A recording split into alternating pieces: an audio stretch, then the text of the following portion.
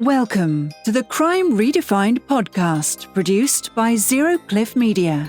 Coming to you from the US Bank Tower, high above downtown Los Angeles.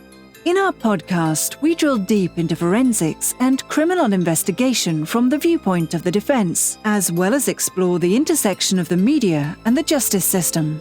Thank you for coming back for the conclusion of our fascinating interview with Nikki Hevesy. As we do at the end, Dion and I will give our outro with our 2 cents. Enjoy. I guess it's a good time to talk about the GoFundMe that Brian put out, right? Yeah. I was going to say, obviously, like you say, we don't want to give too many details, but all your hard work, I don't want to say all of a sudden, but it seems to be paying off and there are some developments. So tell us what you can about the current status of the case and what the needs are. Okay. So the current status of the case in the last year. So after 11 years of Slim trying to get what's called discovery, and I don't know if your listeners know what discovery is, but these are things that you explain what discovery is, and then I'll tell you what happened, because you probably explain it better. What's discovery, Mehul or Dion? Well, it's basically the defense saying to the prosecution, give me all the evidence that you have, stuff that would be inculpatory and exculpatory, because we want to review it. We want to see what you're going to bring to trial or proceedings. And that is an exhausting process. I know in all of my cases, it shouldn't be like that, but it's pulling teeth to get all of that discovery. Right. What's you said exculpatory, which I know is... obviously, if they wrote a police report and they did scientific stuff and they're charging someone or, convicting him, then it's probably evidence that's inculpatory. In other words, good for the prosecution. But it's also their duty to turn over anything that could be helpful to the defense as well. Oh, okay. So that's exculpatory. This is, on a side note, this is a reoccurring theme that we hear quite a bit, is that the prosecution hides it, the ball, doesn't give it up, slow walks it, and you have no chance as a defendant if you're playing in a court system that are playing by those rules that actually really aren't rules. They're just kind of making them up. So it's really throughout our podcast history and all of our shows, it's really a reoccurring theme. Yeah. And I tell you, I mean, Slim and I are on different viewpoints on this. And I'll answer your question. Of course, being incarcerated and claiming innocence, he is looks like there's a system that somebody was out to get him and all of that. I mean, there was circumstantial evidence that absolutely would be your first instinct, like, oh, well, he must be the one, it was his girlfriend's car that was the murder getaway car, and there were calls on a phone going to the victim, those kinds of things that were exculpatory, that were, what is it? That would, you could use all those to paint the narrative that he did. Yeah. But if you actually look a little deeper and you start looking at things and the things that were unraveling, not so much, and so I think, there was somebody else's blood in the getaway car. I don't know if you know that, of course. Right. Slim's blood wasn't there. I mean, some of the things that were odd, we knew at the time of the trial that at the time of the incident, not the trial, when this murder happened, he was getting ready to go in for kidney surgery. And he had a tube coming out of his side, a nephrostomy tube, and a urine bag attached to his leg. So this getaway car, this alleged murder getaway car driven by one black male that crashed at 2 a.m, none of his fluids, bodily fluids, nothing was found in the car, but somebody else's blood is in the car. And you're like, wait, what? And so at the time, I didn't know enough about medicine or about nephrostomy tubes to understand, like I do now, how delicate they are. I mean, we now have talked to one of the top urology medical experts in the world, and who looked at this whole case and actually is an expert for him on a medical issue trial he has. And he said, this is like, wow, he says, almost impossible, like to have not, this would have been jarred. This is very delicate, to have not had any bodily fluids with this kind of a crash, an airbag going off. And then he would have been at risk. Like he would not be able, he would be in ER, Right, yeah. So, as he started explaining the medical stuff, that also I was like, okay, well, that's not likely it was him, so that's the kind of stuff that, really made me start looking a little more deeply at this. but back to, what was the question you asked? Like the current status, like what can you tell us about what's going on and what is needed now? Right. Okay. So what happened with the discovery? I mean, this guy, he's had every bad situation that could possibly happen. So like I told you, his trial attorney was disbarred. So there was a lot of discovery that Slim heard at one time. There were recordings, there were things that are exculpatory that would help support his alibi. And for him to just at this point say, well, here's an alibi with nothing supporting it. Well, who's going to listen to him? Yeah. So he has been trying to get this. So that lawyer turned it over to an investigator who happened to lose all the files from like L through, I don't know, not L, because whatever, from A through L, lost everything. And Good grief. Lost everything. So he's been trying to get discovery for 11 years with no. So one of the things now, and the Innocence Project had suggested that we do not have him present any alibi or where he was or anything until the supporting discovery evidence was there. And so we followed that in a presentation to the Conviction Integrity Unit, and that went over like a lead balloon. So finally, after all these years, Slim, who's currently sort of pro se, he was representing himself. I helped him. He wrote something called a 1054.9 motion, which is based on some new laws that if you're going to be putting in claims on newly discovered evidence, you could request discovery. So that went in March of 22. And the district attorney agreed to turn it over. He only wanted 7 items that were going to be exculpatory because he was concerned that if he requested the whole discovery files, that if there was one piece missing, it would take 2-3 years. Right. So that's what happened. So we put in, and I was arguing with him, like, you should put in for everything. He's like, I just want these 7 items. Okay. So I'm honoring him and helping with that. And then they agree to turn everything over, but they want to turn over the universe of evidence. So now it's been 17 months. And about a month ago, a lot of things were turned over. And let me say, in defense of the DA that's working on this, he's been extremely helpful, but he wants to be really thorough. And, I can see that. But in being really thorough, that's another 2 years. Slim is waiting in prison. Yeah, that equals slow. Right. So things finally got turned over, but only part of them. There was some flood and I don't know, all these different issues that happened. But the items that he needs, except for one of them, were all missing. So there's actually, I believe, a motion in court this morning to get to see if they could prioritize those items and not wait for the whole universe. I don't know what'll happen with that, but that's in motion. Another thing right now, it looks like the DNA.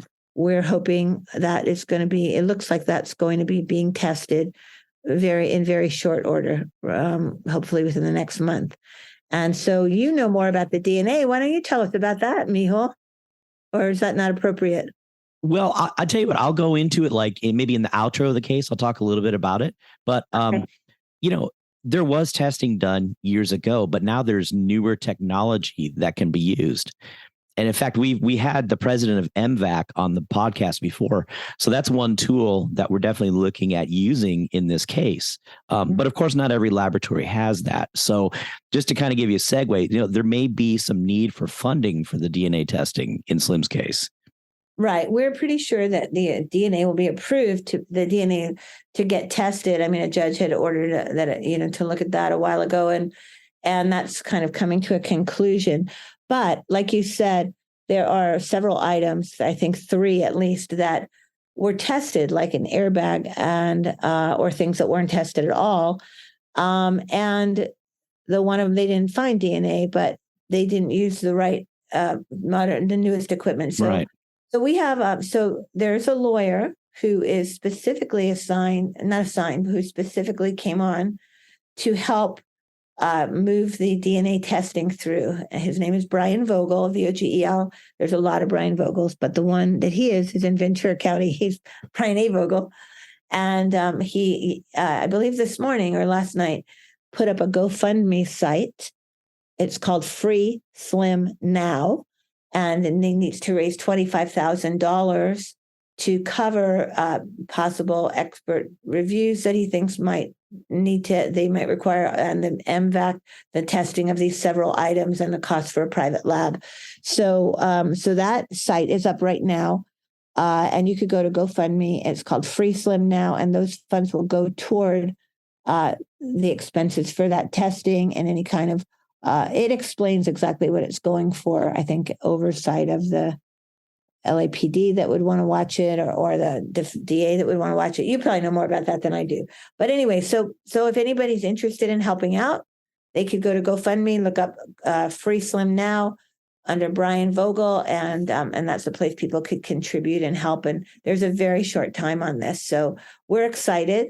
We've resubmitted an application to the Conviction Integrity Unit. We haven't heard back on yet, but what we're expecting to happen in very short order is that the DNA will get these funds. The DNA will get tested very quickly, and that will come back the way we expect it to, and that will then go in with the presentation of all the other newly discovered evidence that we have that corroborates everything that we're expecting it to come back with, and hopefully I'll get out of prison really quickly. That'd be amazing. And I can finish my documentary too. Yeah, right. You have the ending you want. Yeah. Now, what if it comes back and he's guilty? I mean, I can't imagine at this point with all the evidence we have, but as an objective documentarian, I'm about. You got to tell both sides of the story, right? I'm looking at the truth, and what I was going to say is Slim and I disagree on this. He believes that he was set up with the LAPD. I think that they were, had in their mind that he was the killer and set out to prove it and pull the evidence. And so I think sometimes, from what I've read, what happens is there's a myopic view where people get tunnel vision. Yeah, we hear that a lot too, and maybe don't look at other things that are contradictory or could. Amen. They get locked in, and that's their guy. Yeah. So now, with a lot of the newly discovered, I pretty much could piece this whole story together of what actually happened, but won't, because I'm not going to speculate. I'm just going to, present what's there and hopefully have a lawyer come on and help with that. So that's where we are. Let's switch gears a little bit and talk about the project that you're promoting now. What was the inspiration for A Year to Life? Let me say before we go, the project that I just was talking about, Slim, it's called Inside Justice. Oh, okay, great. And it was called Inside Justice, Slim's Chance. But as I got deeper involved over my head, I've been keeping a journal, a video journal. So at one point I switched it, and now it's called Inside Justice Getting Out, which is a double entendre for both Slim getting out of prison and me getting out of this situation that I'm in over my head. That I feel like it's an assignment now that I need to complete, and I want to do it well and with integrity. And so it's a 6-part. Right now, we have enough material for 12 parts. I don't think there'll be an appetite for that.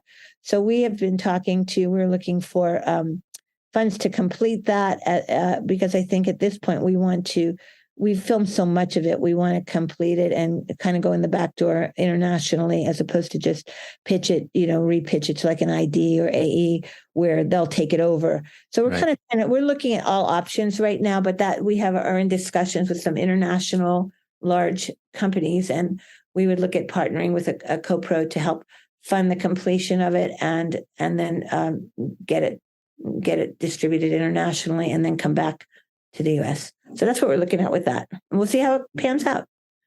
And anybody wants information about that can reach me through you, whatever. We're happy to provide whatever is ethical and appropriate. Great. So now let's get to your new project. What was the inspiration for A Year to Life? Okay, so all of these projects that came out of this, right? So I've been a regular attender now for many years at Ceasefire of Southern California, and also go to a lot of other different events and things that are happening in the community. So, like I said, have strong relationships in South LA, some in East LA. And so I had heard this story during COVID from one of the intervention guys, and I won't go into who it's about or how I heard it, but it did relate to Slim a little bit, but it's not directly related. Interesting. I'd heard this story. Well, actually, I can just tell you that when I was in court, there was only one person who got up on the defense as a character witness. And this is somebody I'd known for years, a family man. He's been working with youth since like 1984. And of course, the prosecution ripped this guy apart because of his moniker that he uses, which I won't say. And they were like, "Oh, what are you stealing again? What are you stealing? Whatever." And he, I guess, was not the best witness because he got very defensive. He's like, that can be a problem. He's like, "What? What's that like that?" Like he got real defensive, like that they were attacking him. And then all of a sudden it came out. Well, how come if you've been doing this for so many years, how come you were in prison for this for 6 months? And they brought this thing out. So it always bothered me. Like, why did this guy I don't want to give away the story of the movie. Right. We can't give a spoiler, but right. But anyways, so I heard, I was talking to somebody during COVID and they told me this story and it just stayed with me. I was like, wow, it's a story. I mean, what I can say, it's about a young boy, 11-year-old, 12-year-old boy and his friends who are having an anniversary celebration. And it's the anniversary of his mother's death a year ago. And it's what happens in the process of that, a choice that's made for him when one of the community leaders intervenes and makes a life-changing decision for him. And I did this film. So I'd been trying to think of something that we could do to elevate and pay homage to some of these street soldiers, peacemakers, crisis intervention workers, whatever you want to call them. And, I obviously have this series, but that's like a series, that's a long haul. And I heard this story. And at the same time, I have a friend who's a big TV writer, and she was on the board of this group. She said, "Oh, they have funds they're giving away. If you can write a little short script, like 8 pages, they'll fund your short film." I'm really? Like, "Oh, I've got a great story, done." So I called my friend Jamal because I wanted to make sure there was a Black voice on it because it's predominantly a Black story. And it's my story in the sense that I know the person, but it's not my story in the sense of the community and the voice. So, and knocked this out and wrote the story in like a day. And then they changed their mind. They decided they were going to film film festivals instead of short films. So now we had this script and this story. And then somebody else stepped forward and said they could put in some funds and they would fund it. And so we said, okay, so we started, but then 2 days before, whatever their funding source fell through and they could only give us $1,000. And we're like, well, maybe we should just take this out. We're all set up. It will cost us more to pull the plug on everything. Maybe, right. Film the half day with $1,000, whatever we have. Everybody's all in, and then take it from there. So that's what we did. But I got COVID. Our first AD wife got COVID. And oh my gosh! So you're filming this during the pandemic? Yes. Oh my gosh! And we're filming in Watts, where with hundreds of $1,000s of equipment that was donated or given to us to use. Of course, insured, but still, So it was supposed to be a 3.5-day shoot, but it took us 3.5 months to film it 1 day a month because every month something else would happen. So we just kept plugging forward, filming 1 day a month. And then by the time we got done filming it, our whole post-production team. So for those of you that don't know what post-production, that's like the editing, the music, the sound, everything you do after you film. And all the people the whole team that was on board, they all had gone on to other projects by then. So they had a little window of time. So it was sort of stop and start, but every time we stopped and started, what we came up with was better than before. Well, I mean, I saw the finished product and I wouldn't know that you had all those struggles. Yeah. Well, like, for example, the very last thing was doing the sound, what's called a sound mix. You're doing sound effects.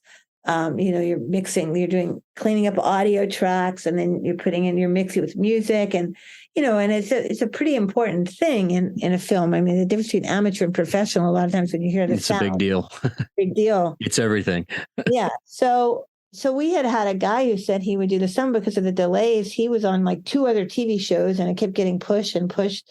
And so things were getting done by different people, and it was a mess. The sound, it was a mess. You can't even imagine what a mess it was.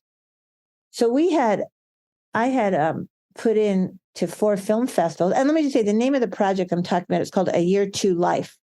And it's a short 10-minute film with a long tail and a lot of opportunity for discussion afterwards. And then we also are shining light and got our website connecting to what we call our social impact partners that are the on-the-ground kind of grassroots organizations and individuals that are doing the work to break the school to prison pipeline, to keep kids out of the criminal justice system. Fantastic. Yeah. So what happened with the sound? So all of a sudden we realized the sound's a mess and he can't do it. And we had applied to like a handful of film festivals that would take it as a work in progress, because we already had what's called picture lock. We already knew all we needed to do was finish the sound and it was all set to do. Well, we get into these festivals. We get into 4 festivals, one in Italy, premiere in LA at LA Shorts, which is an Oscar qualifying festival. And now we have a screening date and we don't have any sound. And the sound for like 5 months. And we're like, oh my gosh. Well, it just so happened that day, Snowfall, which is John Singleton's series that was on FX, and then some of the people that also had come from Straight Outta Compton that were part of this group called Formosa Group, they wrapped that week. And they saw the project and they liked it. And so they all jumped onto it. 7 people from Formosa Group. We mixed at Paramount for 12 hours on a soundstage there. Between the group of them, they probably have 50 Emmys and Oscars. Whoa. So, how's that for falling forward? Right. So, but that happened with everything. That happened with the music. It happened with everything. So with our editor. So it really was the time it took to put it together was worth it because it came out better. Give us a little bit of behind the scenes. How did you go about recruiting for a project like this, and talk a bit about the main cast background? Okay. So we usually, when you're doing auditions, because it was COVID, Screen Actors Guild had a special, I don't know if it was just during COVID, but they had a special agreement that if your budget was under a certain amount, you could just pay the actors, work under a SAG agreement, and pay them, whatever they agreed to, or they could volunteer. So, and then the agreement is you're not selling it. We're not making a fortune on, if we do wind up selling it, we'll go back and renegotiate those contracts. Although this is probably a terrible time to be renegotiating contracts, but that was the understanding. And so because of that, we were able to do this under a Screen Actors Guild contract, which, put it on a professional level. And so typically what you do, you have a casting director, or you put out notices on what's called breakdown services, which goes out to agents, managers, and Actors Access, which goes directly to actors. So we got about, I'm going to say between 700 and 800 responses to the audition. No kidding. Yeah.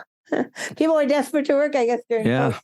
But maybe the one-line description also of it, and so it was, and I'm, because of my background, I've taught acting, taught directing, universities, and, studied, and, I'm pretty good at, I could read a resume and 90% sure almost cast from a resume based on, the training, the roles they've done, the level of the roles, the places, all of that. So the selection going through the resumes, by the time we honed it down to 40 people, they were all fantastic. And so it was a very tough decision when we did the auditions, and they were all great. And, we went out after and we're like, oh my gosh, who are we going to cast? But Lazarus seemed to have the right balance, of sort of heart and edge. And he's our main actor, Lazarus Guidry. He plays the interventionist, and, he's done a lot. He used to be a rapper. He actually did the music score for Sharon Stone's Alpha Dogs we didn't know this at the time.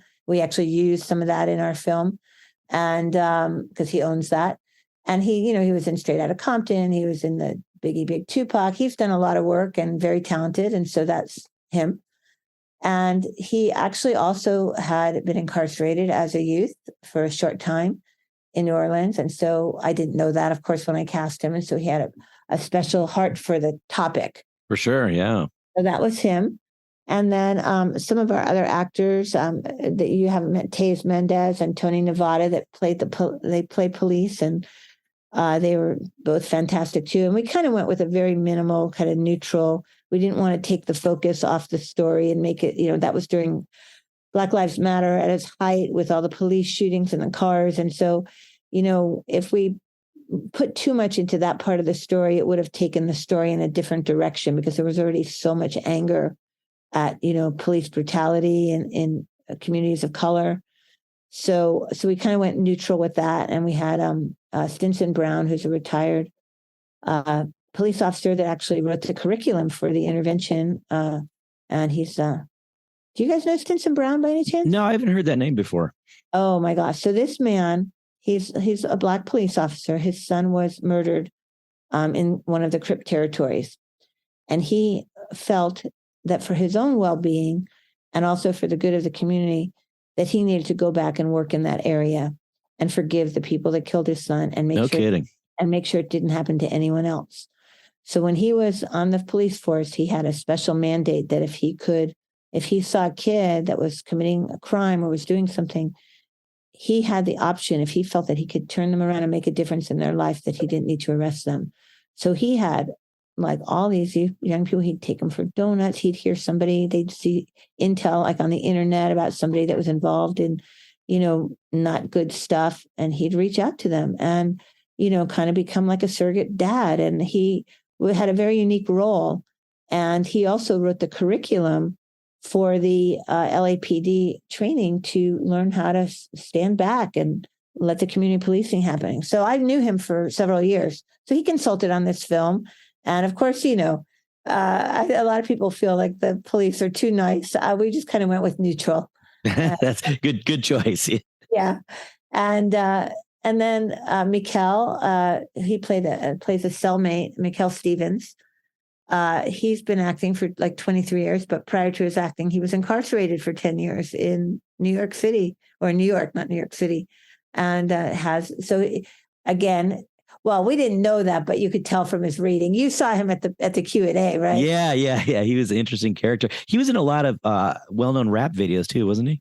Yes. Yeah. He was a rapper and he does a lot of stuff he works a lot in the community here with the kids. And he was fantastic. I mean, when I first auditioned, I was a little nervous because he's like 6'6" and he's, pretty overpowering guy and a huge personality. And I'm like, how is he going to be to work with, But he was so great. I mean, he would be like, he'd show up on stage, he's like, I got 2 changes of clothing and I got some, because it was COVID, it was like a ghost town. So we're like going to drive around the community and it's like nobody's anywhere. Everything's closed, And so he would like get people out. He's like, oh, I got this person I know in the store. If you need to stage a robbery or something, like he was very open.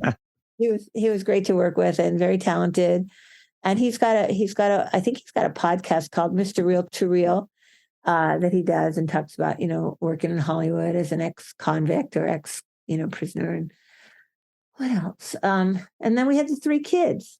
So that was the hardest thing to cast. We only had 7 people apply to audition for that. Now, I don't know if that was because it was COVID and parents didn't want their kids out, or if it was because in the log line, it looked like it, might be like tropes about, criminals. Yeah, right. And maybe that's why, because we couldn't really tell the whole story. It's definitely a twist on those tropes.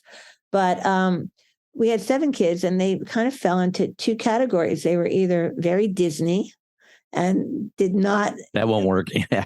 Look like they grew up in Watts, or some of the kids in Watts, they were great, but they couldn't act, and so it was really a challenge. And so we got the kids cast at the kind of toward the end, and we prayed a lot, we auditioned a lot, we made a lot of calls to every casting director.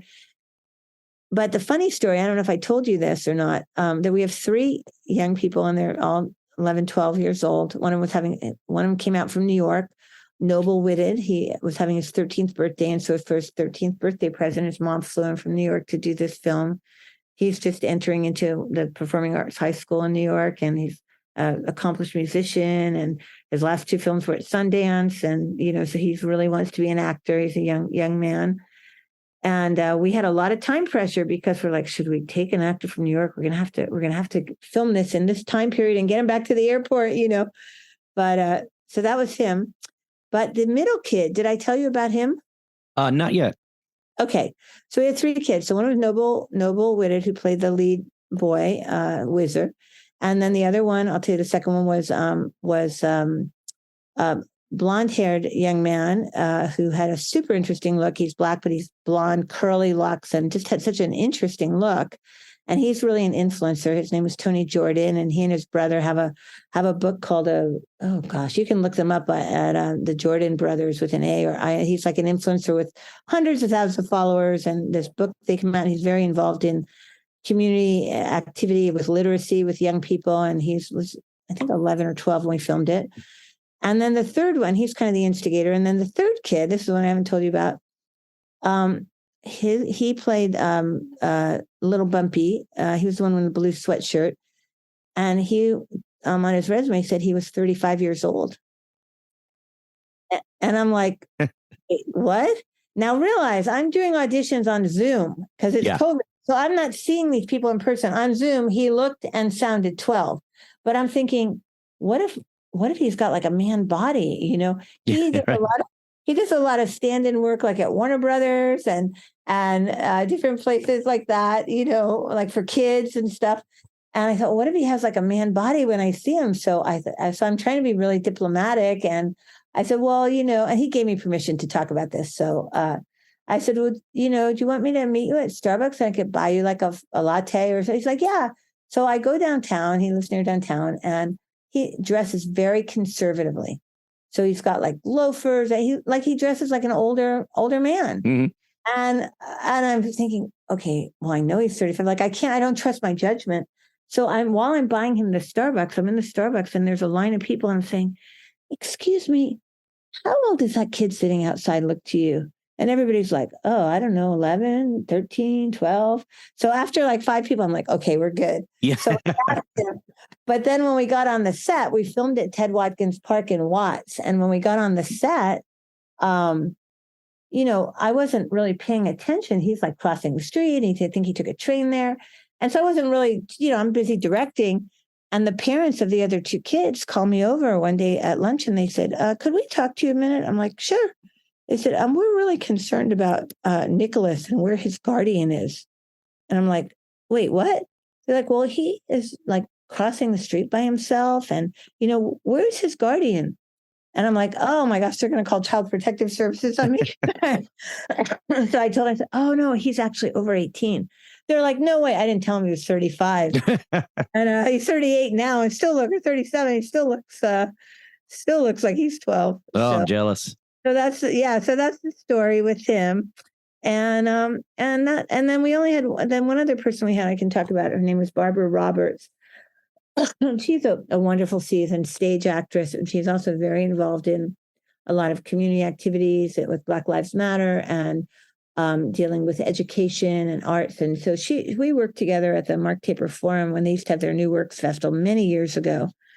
And I just knew she was really talented. She had this great look. And I was looking for somebody to sort of personify a real life woman. Her name is Lita Heron.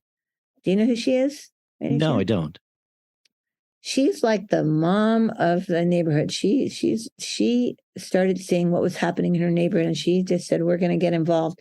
She had a radio talk show for many years called Gang Nation, I think. Oh, interesting. Where she talks about gang intervention. Yeah. And she is like a no nonsense, like, she's like the mom of the neighborhood, stop, talking to the kids and stopping stuff from happening and supporting victims of violence. And when I first met her, she kind of hated me. She was really, she was on the board of CSAR, and I came and I think she saw me as like an intruder and outside, right. kind of rude to me. But then over the months, she came over and she said, you know what? I like you. She goes, I'm sorry. I've been so rude. I'm so sorry. And we became friends, and to this day, and I just have a tremendous amount of respect for her. And so I was looking to personify that. So Barbara Roberts, she only has one line, but she's memorable, right? The woman in the park. You're right. And so I wanted Lita to do it, but she wouldn't act unless we shot it in the park behind her backyard, and it was too small. So I cast Barbara, and that kind of rounds out our cast. Is there and the guard, our guard, saw him. He did King Lear at A Noise Within, and he's a wonderful classically trained actor. And we also had like I don't know, 100 people show up for the role of the guard. And, this is a small film, so all the roles are small. But when you have really strong actors in small roles, it makes a difference. Don't Absolutely. You think? Yeah. Yeah, because they each hold their own and they bring something to the table. And so Christopher Franciosa, he's a great actor, and I was happy he was willing to do this. Well, Nikki, we have covered a lot of ground today, and I know that we've kept you a little bit long, but if you can hang in there, we just got a few more questions for you.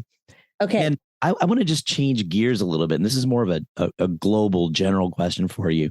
Okay, wait, before we do, can I just do a pitch? Okay, so A Year to Life is showing in festivals right now. We premiered in the US at LA Shorts Film Festival in July, which, like I said, is an Oscar-calling festival. And we have 2 more LA screenings coming up at 2 festivals. One of them is on September 11th. Is it okay to me to do this pitch right now? Yeah, go for it. We're also going to do that as well. We'll take care of you, okay. but go for it. Okay, well, one's on September 11th at 2023 at, I think it's called Miracle Makers Film Festival at NoHo Regal Cinemas. It's on Monday at 5:00. Is that Glendale? Huh? No, that's Glendale? Burbank. It's in North Hollywood. North Hollywood, not Burbank. It's in North Hollywood. It's the new Regal Cinemas in North Hollywood. And you can look up tickets online at our website, which is ayeartolife.com. And you get tickets. It goes for the whole block. And it's really fun because they have all these back-to-back films. And then the other one, which is kind of a big deal, which is very, I would say, a concierge style, is called, this one is NoHo Cinefest Film Festival, but it's in Glendale. Oh, okay. That's the one I'm thinking of. Yeah, because the theater is closing down. NoHo, we hear allegedly, and they want to chance it happen during the festival.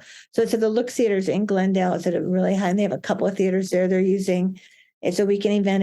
It's the 29th of September, also at 5 p.m., which is a Friday night. And they're going to have a lot of activities going on there as well. So both of those, you could go on our website at ayeartolife.com and get the information.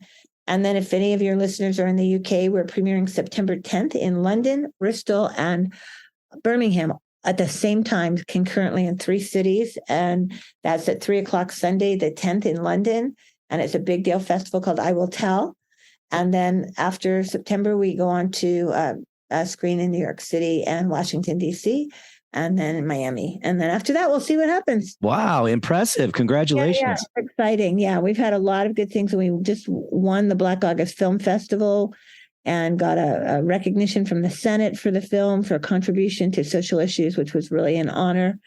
And where else were we? We were at a Greenwood Film Festival in Tulsa, Oklahoma, the home of Black Wall Street, last month. And so that's it. So we're getting a lot of great response, and we're just doing the festival circuit. And then when we're done with that, we're hoping to be able to offer this for community screenings for free, to have discussions with the interventionists. Oh, perfect. Yeah, that'd be a great tool.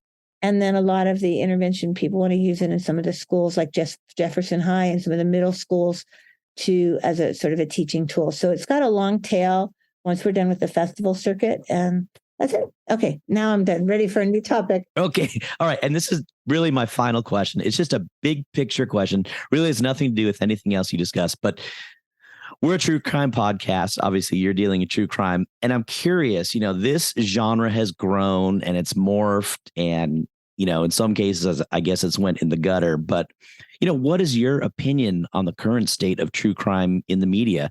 I mean, do you think that it's become too exploitive? Well, here's what's happened. Yes, and yes. Okay, so here's what's happened. Because a lot of things have happened in the media, just in general. So you now have streamers, and you now have options where, whereas before, like at one time you had 3 networks and 2 cables or whatever. Now you have hundreds of options, hundreds and hundreds. So on the one hand, it's great because anybody can get in. You can go around the system. But on the other hand, the bar of what's considered premium content is so high that on crime, people are like, well, how many murders happened? Were there 5 fires and 20 murders? And so it gets more and more exploitive and sensationalist to get that wow. Or is there a celebrity? Like did a celebrity kill somebody? And so it becomes sensationalized in that way because everybody's trying to cut through the huge amount of content in general and the expansion of true crime. So yeah, so that's what's happened. So yes, I do think that, people get more and more sensationalized. And then also, well, they don't just want one story, like they want to have 5 seasons and 20. Yeah, the headline has to become bigger and bigger. Yeah, and that's because of the state of the industry. Now, everything's going to change drastically when these strikes settle. And I don't know what things are going to look like, because of AI right now. Some of the issues that are being dealt with in the strike is the fact that, now writers are being replaced with AI. And AI is like a conglomeration of, hundreds of people's copyrighted work. And so how do you sort through that, replacing human beings with computers? And so that's one of the issues on the table. And then the other issues has to do with the fact with the streaming residuals that now people are not getting paid. That people are taking the work and then just making millions, billions of dollars, but the writers aren't getting anything. So there are things on the table now when this settles that are going to change drastically, and it's not going to be so easy to just scoop up and sensationalize. And so we'll see what happens, how the market changes. The last writer's strike is what gave way to reality TV because they couldn't do scripted, so we started doing unscripted. So I'm sure something will change significantly. And I think with the crime stuff, I think what's unique about the Inside Justice, I think is,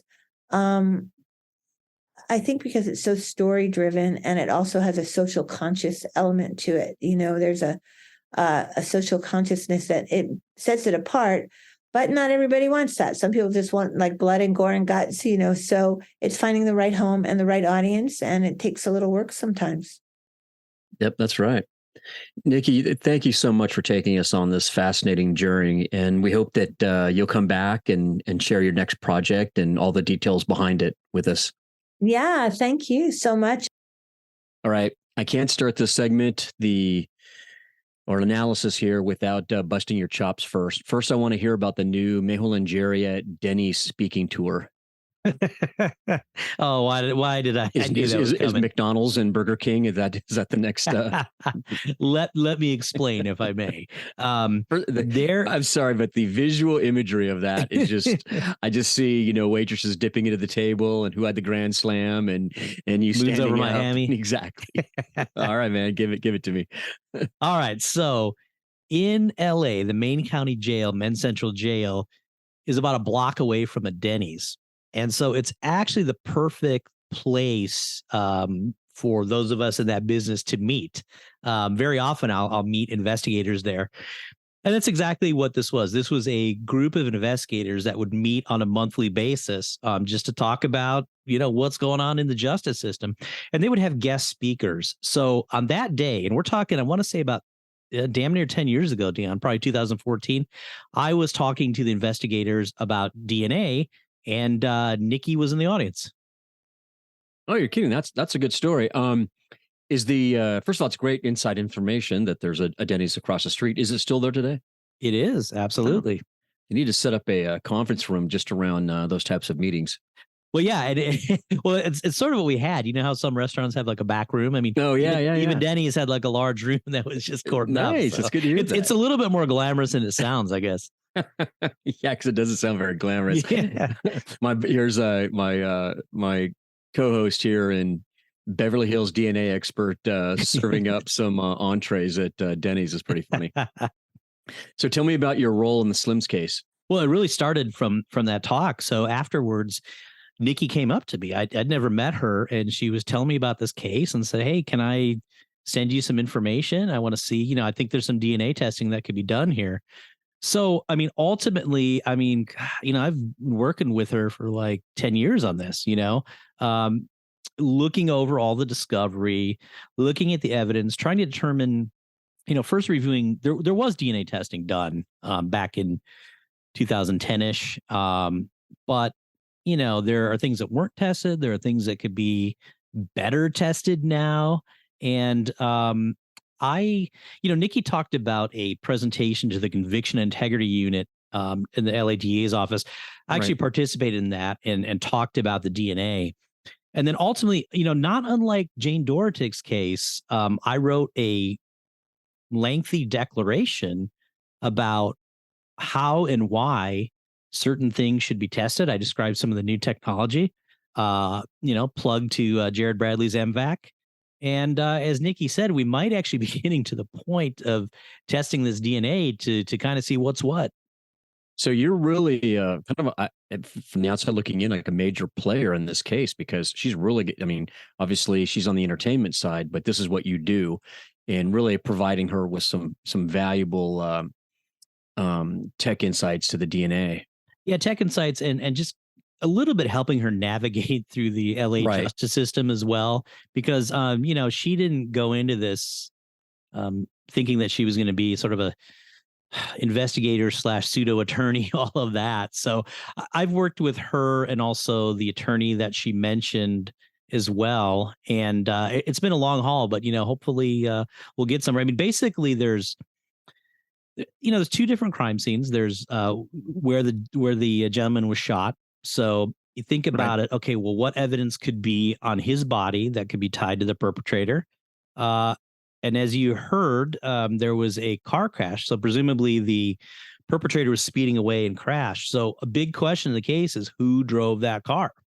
So you can imagine you would look at things like the steering wheel swabs. I think there was a swab of like the gear shifts and the keys and the airbags. And there's items in the car as well. On top of that, sort of in between the two scenes, there was the murder weapon, the gun. So the question is, whose DNA is on that gun? So I really think that DNA can have a big role in this case. Yeah, absolutely. It definitely sounds like it will have a huge impact, and along with the work and the insights that you're giving into all the I guess there's just kind of DNA everywhere in this case. I thought our interview with her was really interesting. I'm always curious to get people that are kind of new. She's not really new, but their take on the justice system. Right, we've been kind of doing this. You've obviously been doing it for years, and it's really interesting to hear someone else's opinion on it. But I was also really impressed on how now, she's been doing this for quite a while, she sounds like an expert. I mean, she really knows the stuff. She knows all the players, and I was really impressed by all that. Yeah, I mean, she's a quick study, and this is another example of boy, if you're wrongfully convicted, if you don't have that advocate, you're sunk, because she was inspired to sort of take up the mantle here and make this happen. And a lot of times it's kind of been all her, even though she's not an investigator, she's not an attorney. She's the one who's leaning on people. And, she found me, and she's seen this through to the end because now she's so invested and she's seen a lot of the discovery. And, in her eyes, she looks at this and is like, well, what the heck is going on here? This doesn't look right. She trusts her instincts. She's well-traveled.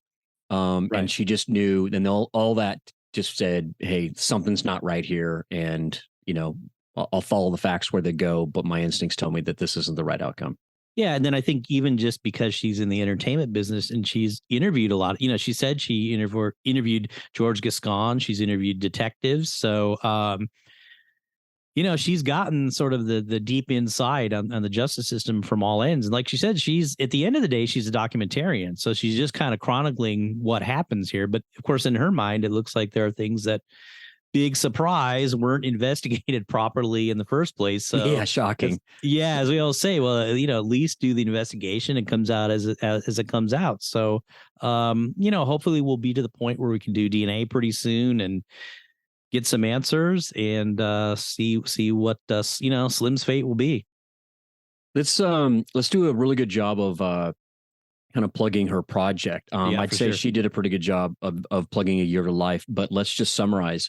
So everyone go check out ayeartolife.com. That's ayeartolife.com to learn more about this incredible film and its upcoming screenings. Also, Nikki mentioned a GoFundMe for Slim, but apparently that's no longer active. So if you want to contribute to Slim's expenses for DNA testing, etc., the best way to do that is email slimfund@gmail.com. That's slimfund@gmail.com. Yeah, and I would add also, just if before donating, if you had any questions about the case or the evidence, send them to that email address. Yeah, and definitely. You'll get an answer. Mehul, I trust that you really enjoyed this intense 2-part episode. Please check us out at crimeredefined.com. It's a brand new website for us, and we really appreciate all your support. Thank you for listening to the Crime Redefined podcast. Like us on Facebook and follow us on Twitter at Crime Redefined. Please send us your comments and questions and join us for the next episode.